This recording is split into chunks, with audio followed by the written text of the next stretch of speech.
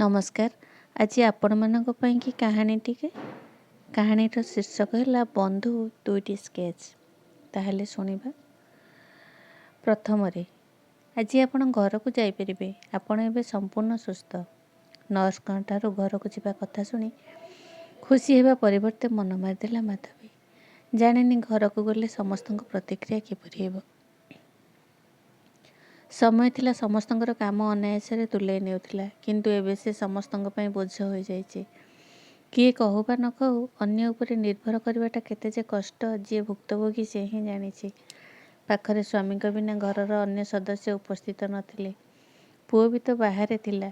Wheel ଚେୟାରରେ ବସି ବାହାରକୁ ଆସିଲା ବେଳକୁ ସମସ୍ତେ ତାକୁ ଘେରି ଯାଇଥିଲେ। ଏକାଥରେ 40 ହାତ ତାକୁ ପାଛୋଟି ନେବାକୁ ଆଗକୁ ବଢ଼ି ଆସିଥିଲା। ସେମାନେ ସମସ୍ତେ ହିଁ ତାର ବନ୍ଧୁ ଥିଲେ, ଆଉ ସେ ଆନନ୍ଦରେ ବିଭୋର ହୋଇଯାଉଥିଲା ସବୁ ବନ୍ଧୁମାନଙ୍କୁ ପାଖରେ ଦେଖି। ଦ୍ୱିତୀୟ ସ୍କେଚ୍।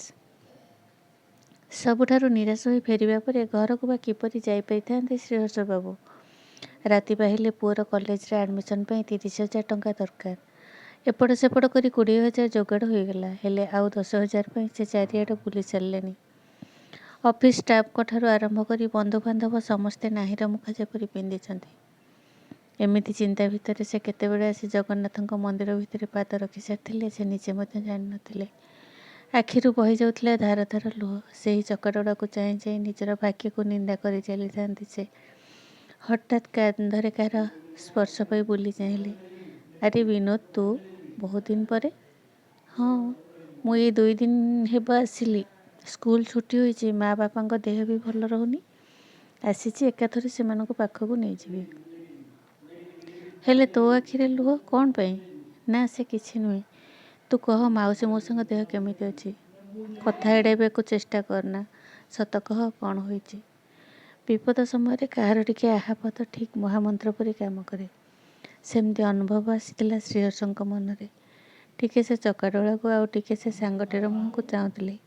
ଆରେ କ'ଣ ହୋଇଛି କହ ନା। ଟିକେ ହଡ଼ବଡ଼ ହୋଇଯାଇ ସେ କହିଲେ, ପୁଅର କାଲି କଲେଜରେ ଆଡ଼ମିସନ୍। 30,000 ଟଙ୍କା ଦରକାର। ଏପଟ ସେପଟ କରି 20,000 ଟଙ୍କା ଯୋଗାଡ଼ କଲି, ହେଲେ ଆଉ 10,000 ଯୋଗାଡ଼ ହୋଇପାରୁନି। ଜାଣିଛୁ ତ କିରାନୀ ଚାକିରି, ସେଥିରେ ପୁଣି ପରିବାରର ସମସ୍ତ ଦାୟିତ୍ୱ ମୋ ଉପରେ। କ'ଣ କରିବି କିଛି ବି ଭାବିପାରୁନି। ଏଇ ଗୋଟେ କଥା। ନେ, ମୋ ପାଖରେ 15,000 ଟଙ୍କା ଅଛି। ଆଣିଥିଲି ପ୍ରଭୁଙ୍କ ପାଖରେ ପୂଜା ଅର୍ଚ୍ଚନା ପାଇଁ। ମା'ର କିଛି ମାନସିକ ଥିଲା। ତୁ ନେଇଯା, ଯେବେ ଫେରେଇବୁ ସେବେ ମୁଁ କାଳିଆ ପାଖରେ ପୂଜା ଦେବି। ଆରେ ନାଇଁ ନାଇଁ, ଠାକୁରଙ୍କ ପଇସା ମୁଁ ନେଲେ ଅମଙ୍ଗଳ ହେବ। ଆଉ ତୋର ଅସୁବିଧା ଥାଉ ଥାଉ ମୁଁ ପୂଜାରେ ଲଗାଇଲେ ସେ କ'ଣ ମୋତେ କ୍ଷମା ଦେବେ? ମନରେ କିଛି ନ ଭାବି ନେଇ, କାମ ହୋଇଯାଉ। ତୁ ଯେବେ ଫେରସ୍ତ କରିବୁ ସେତେବେଳେ ସେ ତାଙ୍କ କାମରେ ଲାଗିବ। ବୋଧହୁଏ ଏହି ତାଙ୍କର ଇଚ୍ଛା। ଶ୍ରୀହର୍ଷ ବାବୁ ବନ୍ଧୁ ବିନୋଦ ଠାରୁ ଟଙ୍କା ନେବା ବେଳେ ଭାବୁଥିଲେ, ଧନ୍ୟ ପ୍ରଭୁ, ଧନ୍ୟ ତୁମର ଲୀଳା। ଏତେ ବଡ଼ ବଡ଼ ସାଙ୍ଗ ମୋର ଥାଉ ଥାଉ ଏଇ ସ୍କୁଲ ମାଷ୍ଟର ସାଙ୍ଗଟି ମୋତେ ଶେଷକୁ ସାହାଯ୍ୟ କଲା। ପ୍ରକୃତରେ ଧନ ନୁହେଁ, ମନଟିଏ ଦରକାର ପ୍ରକୃତ ବନ୍ଧୁଟିଏ ହେବା ପାଇଁ। ତାହେଲେ ଆଜି ପାଇଁ ଏତିକି। ରହୁଛି। ଜୟ ଜଗନ୍ନାଥ।